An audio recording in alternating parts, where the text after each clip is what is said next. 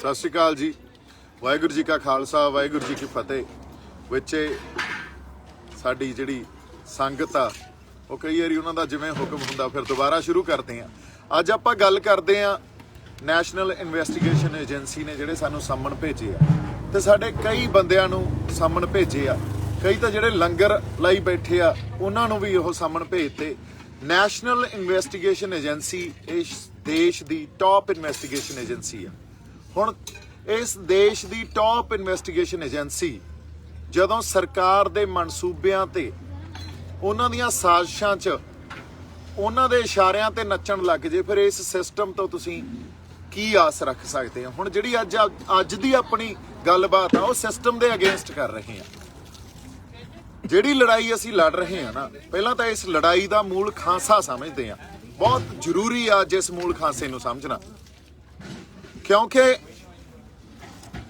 ਇਹ ਲੜਾਈ ਲੜ ਰਹੇ ਆ ਆਪਦੇ ਹੱਕਾਂ ਦੀ ਲੜਾਈ ਅਸੀਂ 1947 ਵੇਲੇ ਦੀ ਲੜਦੇ ਆਉਂਦੇ ਆ। ਜਦੋਂ ਹੱਕਾਂ ਦੀ ਲੜਾਈ ਲੜੀ ਜਾਂਦੀ ਹੈ, ਜਦੋਂ ਉਹਨਾਂ ਹੱਕਾਂ ਖਾਤਰ ਅਸੀਂ ਆਵਾਜ਼ ਬੁਲੰਦ ਕਰਦੇ ਆ, ਤਿਉਂ ਇਹ ਇਹੋ ਜਿਹੇ ਪੈਂਤੜੇ ਅਪਣਾਉਂਦੇ ਆ ਵੀ ਸੰਘਰਸ਼ੀ ਬੰਦਿਆਂ ਤੇ ਇਹਨਾਂ ਨੂੰ ਪਹਿਲਾਂ ਕਿਸੇ ਹੋਰ ਸਾਜ਼ਿਸ਼ਾਂ ਅਧੀਨ ਡਰਾਉਣਗੇ, ਤੌਹਮਤਾਂ ਲਾਉਣਗੇ, ਤੌਹਮਤਾਂ ਤੋਂ ਬਾਅਦ ਫਿਰ ਤੁਹਾਡੇ ਤੇ ਕੇਸ ਪਾਉਣਗੇ, ਫਿਰ ਪਰਚੇ ਪਾਉਣਗੇ, ਫਿਰ ਤੁਹਾਡੇ ਪਰਿਵਾਰਾਂ ਤੇ ਪਰਚੇ ਪਾਉਣਗੇ ਤੇ ਫਿਰ ਤੁਹਾਨੂੰ ਕਹਿਣਗੇ ਵੀ ਟਿਕ ਕੇ ਬਹਿ ਜਾਓ, ਨਹੀਂ ਅਸੀਂ ਖਹਿੜਾ ਨਹੀਂ ਛੱਡਦੇ। ਸੋ ਮੈਂ ਇੱਕ ਗੱਲ ਜੇ ਆਪਦੇ ਲਈ ਤਾਂ ਕਲੀਅਰ ਕਰਦਾ ਵੀ ਮੇਰੇ ਪਰਿਵਾਰ ਨੇ ਤਾਂ ਬੜਾ ਕੁਝ ਝੱਲਿਆ, ਸਾਨੂੰ ਤਾਂ ਗੁੜਤੀਆਂ ਹੀ ਮਿਲੀਆਂ ਹੋਈਆਂ। ਇਹ ਹੁਣ ਸਾਨੂੰ ਕਿੱਥੋਂ ਡਰਾ ਲਓਗੇ ਤੁਸੀਂ। ਪਰ ਗੱਲ ਸਿਸਟਮ ਦੀ ਜੇ ਕਰ ਰਹੇ ਆ ਤਾਂ ਇਸ ਗੱਲ ਨੂੰ ਸਮਝਣਾ ਬਹੁਤ ਜ਼ਰੂਰੀ ਆ। ਜਦੋਂ ਤੁਸੀਂ ਆਪਦੇ ਹੱਕ ਮੰਗੋਗੇ, 47 ਵੇਲੇ ਵੀ ਸਾਨੂੰ ਵਾਅਦੇ ਕੀਤੇ ਗਏ ਸੀ ਵੀ ਪੰਜਾਬੀਆਂ ਦੀਆਂ ਕੁਰਬਾਨੀਆਂ ਨੂੰ ਦੇਖ ਕੇ ਇਹਨਾਂ ਨੂੰ ਇੱਕ ਸਪੈਸ਼ਲ ਸਟੇਟਸ ਦਿੱਤਾ ਜਾਊਗਾ। ਇਹ ਬੰਦੇ ਆ ਜਿਹੜੇ ਇਹ ਸੋਵਰਨ ਬੰਦੇ ਆ, ਇੱਕ ਸਪੈਸ਼ਲ ਸਟੇਟਸ ਦਿੱਤਾ ਜਾਊਗਾ। ਪੰਡਿਤ ਜਵਾਹਰ ਲਾਲ ਨਹਿਰੂ ਦੀਆਂ ਆਰਕਾਈਵਸ ਦੇਖ ਲਓ, ਉਹਦੇ 'ਚ ਇਹ ਸਟੇਟਮੈਂਟਸ ਪਈਆਂ, ਪਾਰਲੀਮੈਂਟਸ ਦੀਆਂ ਡਿਬੇਟਸ 'ਚ ਇਹ ਸਟੇਟਮੈਂਟਸ ਪਈਆਂ, ਪਰ ਮੁੱਕਰ ਗਏ। ਸੋ ਉਦੋਂ ਸਾਨੂੰ ਜਰਾਇਮ ਪੇਸ਼ਾ ਡਿਕਲੇਅਰ ਕਰਕੇ ਅਸੀਂ ਅੱਜ ਤੱਕ ਜਰਾਇਮ ਪੇਸ਼ਾ ਹੀ ਬਣੇ ਬੈਠੇ ਆ ਇਹਨਾਂ ਲਈ। ਔਰ ਇਸ ਸਾਰੇ ਖਾਂਸੇ ਨੂੰ ਸਮਝਦੇ ਆ। ਹੁਣ ਆਪਾਂ ਹੱਕਾਂ ਦੀ ਜਦੋਂ ਆਵਾਜ਼ ਬੁਲੰਦ ਹੁੰਦੀ ਆ, ਉਸ ਆਵਾਜ਼ ਨੂੰ ਦਬਾ ਦਿੱਤਾ ਜਾਂਦਾ, ਉਹਨੂੰ ਕਿਸੇ ਵੀ ਢੰਗ 'ਚ ਕੁਚਲ ਦਿੱਤਾ ਜਾਂਦਾ। ਮੈਂ ਅੱਜ ਆਪਦੇ ਸੋਸ਼ਲ ਮੀਡੀਆ ਤੇ ਨੈਸ਼ਨਲ ਇਨਵੈਸਟੀਗੇਸ਼ਨ ਏਜੰਸੀ ਤੋਂ ਜਿਹੜਾ ਮੈਨੂੰ ਸੰਮਣ ਕੀਤਾ ਗਿਆ, ਕੱਲ ਹੋਰ ਸਾਡੀ ਸੰਗਤ ਨੂੰ, ਸਾਡੇ ਲੋਕਾਂ ਨੂੰ ਸੰਮਣ ਕੀਤਾ ਗਿਆ ਸੀ, ਉਹ ਸ਼ੇਅਰ ਕੀਤਾ। ਉਹ ਇਸ ਕਰਕੇ ਸ਼ੇਅਰ ਨਹੀਂ ਕੀਤਾ ਵੀ ਆਪਾਂ ਉਹਦਾ ਕੋਈ ਲਾਹਾ ਲੈ ਲਈਏ ਜਾਂ ਆਪਾਂ ਦਿਖਾਈਏ ਵੀ ਵੇਖੋ ਕੀ ਕਰ ਰਹੇ ਆ। ਉਹ ਸ਼ੇਅਰ ਇਸ ਕਰਕੇ ਕੀਤਾ ਵੀ ਪਹਿਲੀ ਗੱਲ ਤਾਂ ਅਸੀਂ ਚੜ੍ਹਦੀ ਕਲਾ 'ਚ, ਅਸੀਂ ਕੋਈ ਇਹਦੇ ਤੋਂ ਇਹ ਨਹੀਂ ਹੋਏ ਵੀ ਅਸੀਂ ਨਰਵਸ ਹੋ ਗਏ, ਘਬਰਾ ਗਏ। ਗੱਲ ਉਹ ਨਹੀਂ ਆ। ਪੁਆਇੰਟ ਨਾ ਮਿਸ ਕਰੋ। ਸਾਡੇ ਬੰਦਿਆਂ ਨੂੰ ਵੀ ਮੈਂ ਕਹਿੰਦਾ, ਔਰ ਸਪੈਸ਼ਲੀ ਜਿਹੜੇ ਵਕੀਲ ਬੰਦੇ ਆ ਨਾ ਸਾਡੇ, ਉਹਨਾਂ ਨੂੰ ਵੀ ਮੈਂ ਕਹਿੰਦਾ, ਬੜੇ ਲੀਗਲ ਮਾਈਂਡਸ ਦਾ ਮੈਨੂੰ ਫੋਨ ਵੀ ਆਏ ਵੀ ਕੋਈ ਗੱਲ ਨਹੀਂ, ਇਹ ਤਾਂ ਇਨਵੈਸਟੀਗੇਸ਼ਨ ਆ। ਦੇਖੋ, ਇਨਵੈਸਟੀਗੇਸ਼ਨ ਆ, ਕ੍ਰਿਮੀਨਲ ਕਨਸਪੀਰੇਸੀ 'ਚ ਤੁਹਾਨੂੰ ਤੁਹਾਡੀ ਉਸ 'ਚ ਇਨਵੈਸਟੀਗੇਟ ਕਰ ਰਹੇ ਆ, ਤੁਹਾਨੂੰ ਦੇਸ਼ ਧਰੋਹ 'ਚ ਇਨਵੈਸਟੀਗੇਟ ਕਰ ਰਹੇ ਆ, ਤੁਹਾਨੂੰ UAPA 'ਚ ਇਨਵੈਸਟੀਗੇਟ ਕਰ ਰਹੇ ਆ। ਜੇ ਇਨਵੈਸਟੀਗੇਟ ਕਰ ਰਹੇ ਆ ਤਾਂ ਕੱਲ ਨੂੰ 2 ਮਿੰਟ 'ਚੋਂ ਪਰਚਾ ਵੀ ਪਾ ਸਕਦੇ ਆ। ਇਹਦੇ 'ਚ ਤਾਂ 120B ਕ੍ਰਿਮੀਨਲ ਕਨਸਪੀਰੇਸੀ ਆ, ਇਹਦੇ 'ਚ ਤਾਂ ਸਭ ਕੁਝ ਓਪਨ ਆ। ਸੋ ਪਰਚੇ ਵੀ ਪਾ ਦੇਣਗੇ। ਗੱਲ ਫੇਰ ਵੀ ਇਹਨਾਂ ਪਰਚਿਆਂ ਦੀ ਜਾਂ ਇਹਨਾਂ ਸੰਮਣਾਂ ਦੀ ਗੱਲ ਨਹੀਂ ਆ। ਗੱਲ ਇਹ ਆ, ਤੁਸੀਂ ਸਮਝਣ ਦੀ ਕੋਸ਼ਿਸ਼ ਕਰੋ, ਜਿਹੜੇ ਸਿਸਟਮ ਨਾਲ ਲੜ ਰਹੇ ਆ ਨਾ, ਉਸ ਸਿਸਟਮ 'ਚ ਸੁਪਰੀਮ ਕੋਰਟ ਨੇ 2 ਦਿਨ ਪਹਿਲਾਂ ਫੈਸਲਾ ਦਿੱਤਾ। ਕਿਸੇ ਨੇ ਮੰਨਿਆ? ਕਿਸੇ ਕਿਸਾਨ ਆਗੂ ਨੇ ਜਾਂ ਕਿਸੇ ਬੰਦੇ ਨੇ, ਕਿਸੇ ਨੇ ਇੱਥੇ ਮੰਨਿਆ ਹੋਵੇ? ਕਿਉਂ ਨਹੀਂ ਮੰਨਿਆ? ਕਿਉਂਕਿ ਉਸ ਸਿਸਟਮ 'ਚ ਵਿਸ਼ਵਾਸ ਹੀ ਕਿਸੇ ਨੂੰ ਨਹੀਂ ਰਿਹਾ। ਉਹ ਕ੍ਰੈਡੀਬਿਲਿਟੀ ਸਿਸਟਮ ਖੋ ਚੁੱਕਿਆ, ਸੁਪਰੀਮ ਕੋਰਟ ਤੱਕ ਖੋ ਚੁੱਕਿਆ, ਇਲੈਕਸ਼ਨ ਕਮਿਸ਼ਨ ਤੱਕ ਖੋ ਚੁੱਕਿਆ, ਐਨਫੋਰਸਮੈਂਟ ਡਾਇਰੈਕਟੋਰੇਟ ਤੱਕ ਖੋ ਚੁੱਕਿਆ, ਜਿਹੜਾ ED ਆ, CBI ਖੋ ਚੁੱਕੀ ਆ, ਤੇ ਨੈਸ਼ਨਲ ਇਨਵੈਸਟੀਗੇਸ਼ਨ ਏਜੰਸੀ ਦੇ ਹੁਣ ਸੰਮਣ ਆਏ ਆ। ਇਹ ਤਾਂ ਸਾਡੇ ਸਾਹਮਣੇ ਆ। ਔਰ ਇਹਨਾਂ ਸੰਮਣਾਂ ਨੂੰ ਤੁਸੀਂ ਆਈਸੋਲੇਸ਼ਨ 'ਚ ਨਾ ਦੇਖੋ। ਸਿਰਫ ਇਹ ਸੰਮਣ ਅੱਜ ਵੀ ਇਹ ਸੰਮਣ ਭੇਜਤੇ ਨਾ ਦੇਖੋ, ਇਹ ਸੰਮਣ ਭੇਜੇ ਕਿਉਂ ਗਏ ਆ, ਕਿਸ ਸੰਦਰਭ 'ਚ, ਕਿਸ ਕੰਟੈਕਸਟ 'ਚ ਭੇਜੇ ਗਏ ਆ, ਇਹਨੂੰ ਸਮਝਣ ਦੀ ਕੋਸ਼ਿਸ਼ ਕਰੋ। ਜਿਹੜੀਆਂ ਆਵਾਜ਼ਾਂ ਕਿਸੇ ਵੀ ਢੰਗ ਨਾਲ ਕਿਸਾਨੀ ਸੰਘਰਸ਼ 'ਚ ਆਪਦੀ ਸ਼ਮੂਲੀਅਤ ਦੇ ਰਹੀਆਂ, ਜਿਹੜੀਆਂ ਸ਼ਖਸੀਅਤਾਂ ਆਪਦੀ ਸ਼ਮੂਲੀਅਤ ਦੇ ਰਹੀਆਂ, ਇੱਥੇ ਆਵਾਜ਼ ਬੁਲੰਦ ਕਰ ਰਹੀਆਂ ਆਪਦੇ ਹੱਕ ਲੈਣ ਖਾਤਰ, ਉਹਨਾਂ ਸਾਰਿਆਂ ਨੂੰ ਇਸ ਢੰਗ ਨਾਲ ਦਬਾਅ ਉਹਨਾਂ ਤੇ ਪਾਉਣ ਦੀ ਕੋਸ਼ਿਸ਼ ਕੀਤੀ ਜਾ ਰਹੀ ਆ। ਲੋਕਾਂ ਨੂੰ ਮਾੜਾ ਮੋਟਾ ਭੈ ਭੀਤ ਕਰਨ ਦੀ ਕੋਸ਼ਿਸ਼ ਕੀਤੀ ਜਾ ਰਹੀ ਆ। ਪਰ ਮੈਂ ਇੱਕ ਗੱਲ ਦੱਸਦਾ, ਅਸੀਂ ਸਾਰੇ ਚੜ੍ਹਦੀ ਕਲਾ 'ਚ ਆ। ਇਹ ਪੈਂਤੜੇ ਤੁਹਾਡੇ ਐਕਤੀ ਕੰਮ ਨਹੀਂ ਆਉਣੇ। ਔਰ ਸਾਡੇ ਵਾਲੇ ਬੰਦਿਆਂ ਨੂੰ ਇਹ ਦੱਸਾਂ ਜਿਹੜੇ ਕਹਿ ਰਹੇ ਆ ਨਹੀਂ ਇਹ ਤਾਂ ਸਿਰਫ ਇਨਵੈਸਟੀਗੇਸ਼ਨ ਆ, ਇਹਦੇ 'ਚ ਤਾਂ ਅਰੈਸਟ ਨਹੀਂ ਕਰਨਗੇ। ਗੱਲ ਜਦੋਂ ਜਿਹੜੇ ਸਿਸਟਮ ਦੇ ਵਿਰੁੱਧ ਲੜ ਰਹੇ ਆ ਉਹ ਚਾਹੇ ਇਨਵੈਸਟੀਗੇਟ ਕਰ ਲੈਣ ਚਾਹੇ ਅਰੈਸਟ ਕਰ ਲੈਣ, ਕਹਿੰਦੇ ਫਿਰ ਕੋਈ ਨਹੀਂ, ਜੇ ਤੁਸੀਂ ਕੁਝ ਗਲਤ ਨਹੀਂ ਕੀਤਾ ਤਾਂ ਕੁਝ ਨਹੀਂ ਕਰ ਸਕਦੇ। ਗਲਤ ਕੀ ਕਰਤਾ ਅਸੀਂ ਤਾਂ ਆਪਦੇ ਹੱਕ ਹੀ ਮੰਗੀ ਜਾਂਦੇ ਆ ਨਾ, ਤੇ ਆਵਾਜ਼ ਹੀ ਬੁਲੰਦ ਕੀਤੀ ਆ। ਇਹਦੇ 'ਚ ਕੀ ਗਲਤ ਕਰਤਾ? ਤੇ ਜਿੱਥੇ ਮੈਂ ਤਾਂ ਇੱਕ ਵਾਰੀ ਪਹਿਲਾਂ ਵੀ ਇਹ ਗੱਲ ਕਹਿਤੀ ਤੇ ਅੱਜ ਵੀ ਕਹਿਣਾ ਵੀ 1 ਵੀ ਰੁਪਈਆ ਆਪਦੇ ਅਕਾਊਂਟ 'ਚ ਜਾਂ ਕੈਸ਼ ਜਾਂ ਮੇਰੇ ਪਰਿਵਾਰ ਨੇ ਕਿਸੇ ਵੀ ਢੰਗ 'ਚ ਕਿਸੇ ਤੋਂ ਲਿਆ ਹੋਵੇ ਤਾਂ ਮੈਂ ਖੁੱਲਾ ਚੈਲੰਜ ਕਰਦਾ। ਔਰ ਨੈਸ਼ਨਲ ਇਨਵੈਸਟੀਗੇਸ਼ਨ ਏਜੰਸੀ ਨੂੰ ਵੀ ਮੈਂ ਚੈਲੰਜ ਕਰਦਾ। I literally challenge everyone if anybody can prove it. ਪਰ ਇੱਕ ਹੋਰ ਮੈਂ ਗੱਲ ਦੱਸਦਾ, ਇੱਥੇ ਸਾਡੇ ਬਹੁਤ ਸਾਡੀ ਸੰਗਤ ਨੇ ਲੰਗਰ ਲਾਏ ਹੋਏ ਆ, ਤੇ ਉਹਨਾਂ ਦੇ ਜਿਹੜੇ ਰਿਸ਼ਤੇਦਾਰ ਜਾਂ ਉਹਨਾਂ ਦੇ ਦੋਸਤ ਮਿੱਤਰ ਬਾਹਰਲੀਆਂ ਜਿਹੜੀਆਂ ਕੰਟਰੀਆਂ 'ਚ ਵੀ ਬੈਠੇ ਆ, ਪੰਜਾਬ ਵੀ ਬੈਠੇ ਆ, ਹਰਿਆਣੇ 'ਚ ਵੀ ਬੈਠੇ ਆ, ਮਹਾਰਾਸ਼ਟਰ 'ਚ ਵੀ ਬੈਠੇ ਆ। ਤੇ ਸਾਡੇ ਤਾਂ ਸਿਧਾਂਤ ਹੀ ਦਸਵੰਧ ਕੱਢਣ ਦਾ, ਉਹ ਆਪਦਾ ਦਸਵੰਧ ਕੱਢ ਕੇ ਲੰਗਰ ਵਾਸਤੇ ਪੈਸੇ ਭੇਜਦੇ ਆ। ਇਹ ਬਾਹਰ ਦੀ ਫੰਡਿੰਗ ਹੋ ਗਈ। ਤੁਸੀਂ ਦੇਖੋ ਪ੍ਰਭਾਸ਼ਿਤ ਕਿਵੇਂ ਕਰਦੇ ਆ ਫੰਡਿੰਗ ਨੂੰ, ਵੀ ਇਹ ਤਾਂ ਫੋਰਨ ਫੰਡਿੰਗ ਆ ਰਹੀ ਆ। ਫੋਰਨ ਫੰਡਿੰਗ ਕਾਹਦੇ ਵਾਸਤੇ ਆ ਰਹੀ ਆ? ਅਸੀਂ ਕੀ ਕਰੀ ਜਾਂਦੇ ਆ? ਅੱਜ ਤੱਕ ਅਸੀਂ ਜਿਹੜੇ ਜਾਬਤੇ 'ਚ ਬੈਠੇ ਆ, ਉਹ ਜਾਬਤੇ 'ਚ ਅਸੀਂ ਕਿਸੇ ਨੂੰ ਕਿਸੇ ਤਰ੍ਹਾਂ ਦਾ ਵੀ ਨੁਕਸਾਨ ਪਹੁੰਚਾਇਆ ਹੋਵੇ, ਕੋਈ ਜਾਨ ਦਾ ਕੋਈ ਮਾਲ ਦਾ ਕਿਸੇ ਢੰਗ ਦਾ ਵੀ ਨੁਕਸਾਨ ਪਹੁੰਚਾਇਆ ਹੋਵੇ ਤਾਂ ਤੁਸੀਂ ਸਾਨੂੰ ਨੀਵੇਂ ਥਾਂ ਭਾਲਿਓ। ਹੁਣ ਜਿਹੜੇ ਸਾਡੇ ਬੰਦੇ ਆ, ਖਾਸ ਤੌਰ ਤੇ ਜਿਹੜੇ ਸਾਡੇ ਜਿਹੜੇ ਵਕੀਲ ਸਾਹਿਬਾਨ ਆ, ਉਹ ਕਹਿ ਰਹੇ ਆ ਜੇ ਤੁਸੀਂ ਕੁਝ ਗਲਤ ਨਹੀਂ ਕੀਤਾ ਕੋਈ ਗੱਲ ਨਹੀਂ। ਕਿਹੜੀ ਨਿਆਂ ਪ੍ਰਣਾਲੀ ਤੋਂ ਅਸੀਂ ਨਿਆਂ ਦੀ ਆਸ ਕਰਦੇ ਆ? ਜਿਹੜੀ ਨਿਆਂ ਪ੍ਰਣਾਲੀ ਸੁਪਰੀਮ ਕੋਰਟ ਚਲਾਉਂਦਾ। ਸੁਪਰੀਮ ਕੋਰਟ ਨੇ ਤਾਂ ਸਾਨੂੰ ਪ੍ਰਤੱਖ ਕਰਤਾ ਵੀ ਉਹ ਕਿਵੇਂ ਸਰਕਾਰ ਦੇ ਹੱਕ 'ਚ ਭੁਗਤਦੇ ਆ। ਉਹ ਚਾਹੇ ਕਸ਼ਮੀਰ ਦਾ ਮਸਲਾ ਹੋਵੇ ਜਾਂ ਚਾਹੇ ਉਹ ਆਪਾਂ ਕਹਿ ਲਈਏ ਅਯੋਧਿਆ ਦਾ ਮਸਲਾ ਹੋਵੇ, ਚਾਹੇ ਹੁਣ ਕਿਸਾਨੀ ਸੰਘਰਸ਼ ਹੋਵੇ, ਉਹ ਤਾਂ ਸਾਨੂੰ ਪਤਾ ਨਾ। ਉਦੋਂ ਪਹਿਲਾਂ ਇੱਥੇ ਹਰਿਆਣੇ ਵਾਲਿਆਂ ਨੇ ਜਾਟ ਐਜੀਟੇਸ਼ਨ ਕੀਤੀ ਸੀ, ਉਦੋਂ ਵੀ ਪਤਾ। ਹਜੇ ਤੱਕ ਉਸ ਪਟੀਸ਼ਨ ਦੀ ਸੁਣਵਾਈ ਨਹੀਂ ਕੀਤੀ ਗਈ, ਉਹਦੇ ਤੇ ਕਮਿਸ਼ਨ ਬਾਤਾ। ਉਹ ਕਮਿਸ਼ਨ ਨੇ ਅੱਜ ਤੱਕ ਕੋਈ ਰਿਪੋਰਟ ਨਹੀਂ ਦਿੱਤੀ। ਸੋ ਸਿਸਟਮ ਆ ਜਿਹੜਾ, ਇਹਨੂੰ ਚਲਾ ਕੌਣ ਰਿਹਾ ਤੇ ਕਿਵੇਂ ਆਪਦੇ ਲਈ ਵਰਤ ਰਿਹਾ, ਹਨਾ? ਇਹ ਜੇ ਤੁਸੀਂ ਪੁਆਇੰਟ ਮਿਸ ਕਰਦੇ ਹੋ ਤੇ ਉਸ ਨਿਆਂ ਪ੍ਰਣਾਲੀ ਤੋਂ ਆਸ ਕਰਦੇ ਹੋ ਵੀ ਜੇ ਤੁਸੀਂ ਕੁਝ ਗਲਤ ਨਹੀਂ ਕੀਤਾ। ਗਲਤ ਕੀ ਕਰ ਲਿਆ ਸੀ? ਗਲਤ ਤਾਂ ਅਗਲਿਆਂ ਨੇ ਬਣਾ ਦੇਣਾ। ਔਰ ਅਸੀਂ ਨਰਵਸ ਨਹੀਂ ਹੋਏ। ਅਸੀਂ ਇਸ ਪੁਆਇੰਟ ਨੂੰ ਪ੍ਰੂਵ ਕਰਨ ਦੀ ਖਾਤਰ ਵੀ ਜਿਹੜੀ ਲੜਾਈ ਤੁਸੀਂ ਲੜ ਰਹੇ ਹੋ ਨਾ, ਇਹ ਪੁਰਾਣੀਆਂ ਲੜਾਈਆਂ ਦੀ ਕੰਟੀਨਿਊਸ਼ਨ ਆ। ਇਹ ਕੋਈ ਨਵੀਂ ਲੜਾਈ ਨਹੀਂ। ਅੱਜ ਕਿਸਾਨ ਆਪਦੇ ਹੱਕ ਮੰਗੀ ਜਾਂਦੇ ਆ। ਇਦੋਂ ਪਹਿਲਾਂ ਕੋਈ ਹੋਰ ਧਿਰ ਹੱਕ ਮੰਗਦੀ ਸੀ ਜਾਂ ਸਾਂਝੇ ਹੱਕ ਮੰਗਦੇ ਸੀ, ਉਦੋਂ ਵੀ ਸਾਡੇ ਨਾਲ ਇਹੀ ਹੁੰਦਾ ਸੀ। ਅੱਜ ਫੇਰ ਹੱਕਾਂ ਦੀ ਲੜਾਈ ਲੜ ਰਹੇ ਆ ਤਾਂ ਸਾਡੇ ਨਾਲ ਇਹੀ ਸਭ ਕੁਝ ਹੋ ਰਿਹਾ।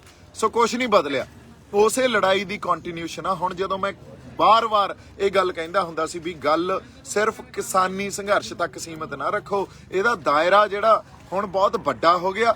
ਸ਼ੁਰੂ ਜ਼ਰੂਰ ਕਿਸਾਨੀ ਸੰਘਰਸ਼ ਤੋਂ ਹੋਇਆ ਸੀ, ਕਿਸਾਨਾਂ ਨੇ ਇੱਕ ਇਸ਼ੂ ਨੂੰ ਆਈਡੈਂਟੀਫਾਈ ਕੀਤਾ ਸੀ, ਪਰ ਇਹ ਸਾਡੇ ਹੋਂਦ ਦੀ ਲੜਾਈ ਸੀ। ਤੇ ਹੋਂਦ ਦੀ ਲੜਾਈ ਅੱਜ ਸਾਡੇ ਸਾਹਮਣੇ ਆ ਗਈ ਆ ਪ੍ਰਤੱਖ ਰੂਪ 'ਚ। ਸਾਨੂੰ ਇਹ ਕਹਿ ਰਹੇ ਆ ਤੁਸੀਂ ਨਹੀਂ ਸੋਚ ਸਕਦੇ ਜਿਵੇਂ ਤੁਸੀਂ ਸੋਚ ਰਹੇ ਹੋ। ਤੁਹਾਡੇ ਤੋਂ ਤੁਹਾਡੇ ਫੰਡਾਮੈਂਟਲ ਰਾਈਟਸ ਵੀ ਖੋਲਾਂਗੇ। Freedom of speech, freedom of speech ਤਾਂ ਸਾਨੂੰ ਇੰਡੀਅਨ ਕਨਸਟੀਟਿਊਸ਼ਨ ਦਿੰਦੀ ਆ ਨਾ। ਜੇ freedom of speech Indian constitution ਦਿੰਦੀ ਆ ਤਾਂ ਸਾਡਾ ਫੰਡਾਮੈਂਟਲ ਰਾਈਟ ਆ। ਨੈਸ਼ਨਲ ਇਨਵੈਸਟੀਗੇਸ਼ਨ ਏਜੰਸੀ ਉਹਨੂੰ ਵਾਇਓਲੇਟ ਕਰ ਰਹੀ ਆ।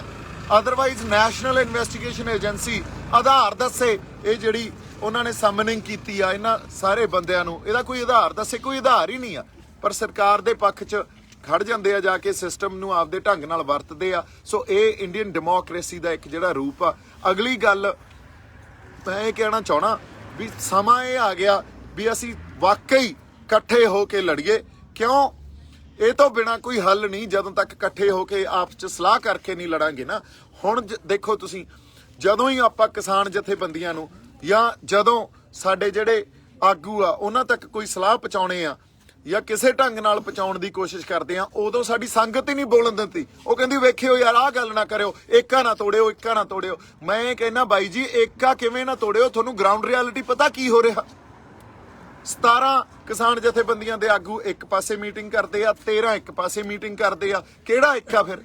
ਇਹਦਾ ਤੁਹਾਡੇ ਮੂਹਰੇ ਉੱਥੇ ਦਿੱਲੀ ਜਦੋਂ ਮੀਟਿੰਗ ਕਰਨ ਜਾਂਦੇ ਆ ਜਿਹਦੇ ਚੋਂ ਕੁਝ ਨਹੀਂ ਨਿਕਲਦਾ, ਉੱਥੇ ਜ਼ਰੂਰ ਇਕੱਠੇ ਜਾਂਦੇ ਆ, ਪਰ ਤੁਹਾਨੂੰ ਇਨ ਬਿਟਵੀਨ ਗਰਾਊਂਡ ਰਿਐਲਿਟੀ ਪਤਾ। ਮੈਂ ਉਹਨਾਂ ਨੂੰ ਵੀ ਬੇਨਤੀ ਕਰਦਾ ਇਕੱਠੇ ਹੋ ਜਾਓ। ਹੁਣ ਅਸੀਂ ਜਿਹੜੇ ਸਿਸਟਮ ਨਾਲ ਲੜ ਰਹੇ ਆ ਉਹ ਕੋਈ ਖਾਲਾ ਜੀ ਦਾ ਵਾੜਾ ਨਹੀਂ ਆ। ਲੜਾਈ ਸੀਰੀਅਸ ਆ, ਅਗਲਾ ਪੜਾਅ ਬੜਾ ਸੀਰੀਅਸ ਆ। ਇਕੱਠੇ ਹੋ ਕੇ ਲੜੀਏ। ਜਿਹੜੇ ਆਈਡੀਆਜ਼ ਆ ਉਹਨਾਂ ਨੂੰ ਆਈਡੀਆਜ਼ ਨੂੰ ਤੁਸੀਂ ਜਨਰੇਟ ਹੀ ਨਹੀਂ ਹੋਣ ਦੇ ਰਹੇ, ਨਾ ਸੰਗਤ ਜਨਰੇਟ ਹੋਣ ਦੇ ਰਹੀ ਆ। ਸਪੈਸ਼ਲੀ ਜਿਹੜੇ ਫੇਸਬੁੱਕ ਤੇ ਬੈਠੀ ਆ, ਬਾਹਰਲੀ ਸੰਗਤ ਨਾਲ ਤਾਂ ਆ ਕੇ ਜਿਹੜੇ ਇੱਥੇ ਸਾਡੇ ਗਰਾਊਂਡ ਤੇ ਬੈਠੇ ਆ ਜੋ ਮਰਜ਼ੀ ਡਿਸਕਸ ਕਰ ਲਓ, ਉਹਨਾਂ ਨੂੰ ਕੋਈ ਇਹਦੇ ਤੋਂ ਮੁਨਕਰ ਨਹੀਂ ਹੁੰਦਾ। ਉਹ ਸੁਣਦੇ ਵੀ ਆ ਗੱਲ, ਤੁਹਾਡੇ ਨਾਲ ਸਲਾਹ ਵੀ ਕਰਦੇ ਆ, ਆਪਦੀ ਸਲਾਹ ਵੀ ਦਿੰਦੇ ਆ, ਤੇ ਇਹ ਹੁੰਦਾ ਸਾਰਥਕ ਮਾਹੌਲ, ਇਹ ਹੁੰਦਾ ਸੁਹਿਰਦ ਮਾਹੌਲ। ਪਰ ਜਦੋਂ ਕੋਈ ਸਲਾਹ ਦਿੱਤੀ ਜਾਂਦੀ ਆ ਉਦੋਂ ਹੀ ਨਾ ਨਾ ਨਾ ਨਾ ਕਿਤੇ ਤੋੜ ਨਾ ਦਿਓ, ਵੇਖਿਓ ਕਿਤੇ ਦੋ ਫਾੜ ਨਾ ਹੋ ਜਾਓ। ਨਹੀਂ ਜੀ, ਇਹ ਤਾਂ ਸਿਰਫ ਆਈਡੀਆ ਜਨਰੇਟ ਹੀ ਨਹੀਂ ਹੋਣ ਦੇ ਰਹੇ ਤੁਸੀਂ। ਜੇ ਆਈਡੀਆ ਜਨਰੇਟ ਨਹੀਂ ਹੋਊਗਾ ਫਿਰ ਸਲਾਹ ਕਿੱਥੋਂ ਪੈਦਾ ਹੋਊਗੀ? ਹੌਲੀ ਹੌਲੀ ਉਹ ਆਈਡੀਆ ਰਿਸੀਵ ਤਾਂ ਹੁੰਦਾ ਨਹੀਂ, ਉਹ ਜਨਰੇਟ ਵੀ ਨਹੀਂ ਹੋਣਾ ਤੇ ਉਹਨੇ ਬੰਦ ਹੋ ਜਾਣਾ। ਫਿਰ ਜੋ ਹੋਈ ਜਾਂਦਾ ਉਵੇਂ ਹੀ ਸਭ ਚੁੱਪ ਬੈਠੇ ਆ। ਸੋ ਅਗਲੀ ਗੱਲ, ਜਿਵੇਂ ਤੁਸੀਂ ਸੰਘਰਸ਼ ਨੂੰ ਡਿਫਾਈਨ ਕਰਦੇ ਹੋ ਨਾ, ਜਿਵੇਂ ਤੁਸੀਂ ਡਿਫਾਈਨ ਕਰਦੇ ਹੋ, ਔਰ ਸਪੈਸ਼ਲੀ ਇਹ ਸੰਗਤ ਨੂੰ ਕਹਿ ਰਿਹਾ ਮੈਂ, ਜਿਵੇਂ ਸੰਘਰਸ਼ ਡਿਫਾਈਨ ਕਰਦੇ ਹੋ, ਜਾਂ ਸਾਡੇ ਆਗੂਆਂ ਨੂੰ ਵੀ ਬੇਨਤੀ ਆ ਵੀ ਨਹੀਂ ਇਹਨੂੰ ਤੁਸੀਂ ਸ਼ਾਂਤਮਈ ਰੱਖਿਓ। ਨਹੀਂ, ਇਹ ਗਿਣਤੀਆਂ ਮਿਹਨਤੀਆਂ ਨਾਲ ਸੰਘਰਸ਼ ਨਹੀਂ ਲੜੇ ਜਾਂਦੇ ਹੁੰਦੇ।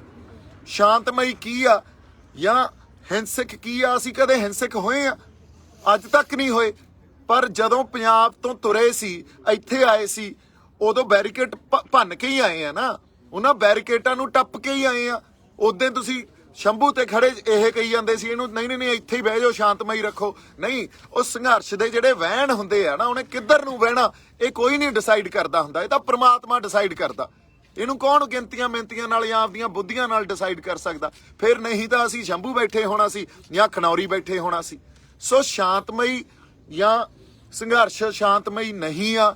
ਇਹ ਜਿਹੜਾ ਇੱਕ ਡਿਵੀਜ਼ਨ ਕ੍ਰੀਏਟ ਹੋ ਜਾਂਦੀ ਆ ਜਾਂ ਬਾਈਨਰੀ ਬਣਾ ਦਿੰਦੇ ਹੋ ਤੇ ਘਾੜਤਾਂ ਘੜ ਲੈਂਦੇ ਹੋ ਵੀ ਹੁਣ ਐਂ ਰੱਖਾਂਗੇ, ਇਹਨੂੰ ਘਾੜਤਾਂ ਨਹੀਂ ਘੜੀਆਂ ਜਾ ਸਕਦੀਆਂ ਹੁੰਦੀਆਂ। ਜੇ ਹਜੇ ਤੱਕ ਤੁਹਾਨੂੰ ਉਹਨਾਂ ਬਾਈਨਰੀਜ਼ 'ਚ ਰੱਖ ਕੇ ਤੁਸੀਂ ਸੰਘਰਸ਼ ਨੂੰ ਦੇਖ ਰਹੇ ਹੋ ਤਾਂ ਤੁਹਾਨੂੰ ਹਜੇ ਤੱਕ ਸਾਡੇ ਵਾਲਿਆਂ ਨੂੰ ਵੀ ਮੂਲ ਖਾਂਸਾ ਸਮਝ ਨਹੀਂ ਆਇਆ। ਸਾਡੇ ਵਾਲੇ ਬੰਦਿਆਂ ਨੂੰ ਵੀ ਬੇਨਤੀ ਆ ਵੀ ਤੁਸੀਂ ਇਸ ਸੰਘਰਸ਼ ਦਾ ਦਾਇਰਾ ਜਿਹੜਾ ਉਹ ਖੋਲੋ, ਇਹਨੂੰ ਵਧਾਓ, ਅਦਰਵਾਈਜ਼ ਤੁਹਾਨੂੰ ਮਸਲਿਆਂ ਦੇ ਹੱਲ ਨਹੀਂ ਮਿਲਣੇ।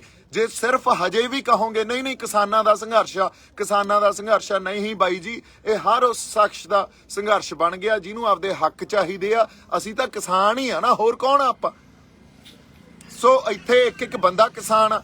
ਪਰ ਕਿਸਾਨ, ਤੁਸੀਂ ਇਹ ਗੱਲ ਦੇਖੋ, ਹੁਣ ਸਾਡੀ ਹੋਂਦ ਦੀ ਲੜਾਈ ਲੜੀ ਜਾਂਦੇ ਆ ਅਸੀਂ, ਸਾਡੇ ਸੱਭਿਆਚਾਰ ਨੂੰ ਬਚਾਉਣ ਦੀ, ਸਾਡੇ ਖੇਤ ਨੂੰ ਬਚਾਉਣ ਦੀ, ਸਾਡੇ ਰਾਜਸੀ ਬਣਤਰ ਨੂੰ ਬਚਾਉਣ ਦੀ, ਸਾਡੇ ਸਮਾਜਿਕ ਬਣਤਰ ਨੂੰ ਬਚਾਉਣ ਦੀ, ਸਾਰੀਆਂ ਲੜਾਈਆਂ ਇਕੱਠੀਆਂ ਹੋ ਗਈਆਂ, ਸਾਡੀ ਹੋਂਦ ਤੇ ਗੱਲ ਆ ਗਈ ਆ। ਸੋ ਜਿਹੜੇ ਇੱਥੇ ਬੈਠੇ ਆ, ਇੰਨੇ ਦਿਨ ਹੋ ਗਏ ਇੱਥੇ, 50 ਦਿਨ ਤਾਂ ਆਪਾਂ ਨੂੰ ਇੱਥੇ ਹੋ ਗਏ ਬੈਠਿਆਂ ਨੂੰ। ਸੋ ਬੰਦਿਆਂ 'ਚ ਜਿਹੜਾ ਇਹ ਜਜ਼ਬਾ ਜਾਂ ਜਿਸ ਤਰ੍ਹਾਂ ਦਾ ਉਭਾਰ ਆ, ਇਹਨੂੰ ਸਮਝਣ ਦੀ ਤਾਂ ਕੋਸ਼ਿਸ਼ ਕਰੀਏ। ਜੇ ਅਸੀਂ ਵੀ ਉਸ ਦਾਇਰੇ ਨੂੰ ਖੋਲਾਂਗੇ ਨਹੀਂ, ਉਸ ਦਾਇਰੇ ਨੂੰ ਖੋਲ ਕੇ ਜਿਹੜੇ ਮਸਲਿਆਂ ਨੂੰ ਸਮਝਾਂਗੇ ਨਹੀਂ, ਫਿਰ ਹੱਲ ਕਿੱਥੋਂ ਲੱਭਾਂਗੇ? ਫਿਰ ਸਾਡੀਆਂ ਮੀਟਿੰਗਾਂ ਜਿੰਨੀਆਂ ਮਰਜ਼ੀ ਕਰ ਲਈਏ, ਫਿਰ ਜਾਂ ਜਿੰਨੀਆਂ ਮਰਜ਼ੀ ਰਣਨੀਤੀਆਂ ਘੜ ਲਈਏ, ਸਾਨੂੰ ਉਹਦੇ ਹੱਲ ਨਹੀਂ ਮਿਲਣੇ। ਸਾਨੂੰ ਦਾਇਰਾ ਖੋਲਣਾ ਪਊਗਾ। ਸੋ ਦਾਇਰੇ ਨੂੰ ਖੋਲਣ ਦਾ ਸਭ ਤੋਂ ਪਹਿਲਾ ਤਰੀਕਾ ਇਹ ਆ, ਇਕੱਠੇ ਹੋ ਜਾਓ। ਮੈਂ ਬਾਰ-ਬਾਰ ਕਹਿ ਰਿਹਾ, ਇਕੱਠੇ ਹੋ ਜਾਓ। ਆਪਸੀ ਰੰਜਿਸ਼ਾਂ, ਆਪਸੀ ਭੇਦਭਾਵ ਮਿਟਾਓ।